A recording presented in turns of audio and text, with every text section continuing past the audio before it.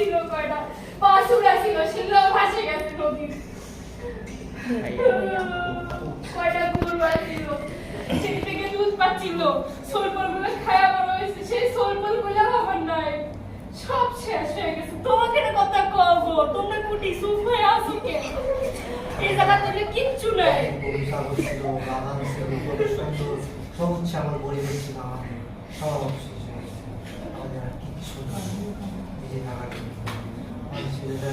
ছাগল ছিল একটা প্রিয় ছাগল ছিল সেই সবসময় ছাগলটা বসে থাকে আর ছাগলটা অসহায়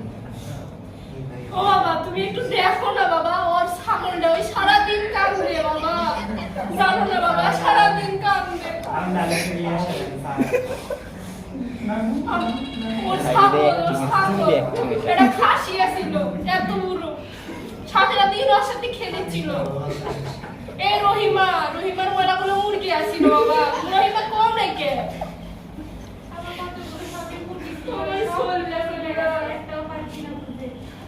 সারাদিনের আমার হ্যাসেল যাবে এইটুকু দিয়ে আমার টনিক বাচ্চাদের পড়াশোনার খরচ কিছুই করতে পারতেছি সব কিছু চলে গেছে সব কিছু বানিয়ে নিয়ে চলে গেছে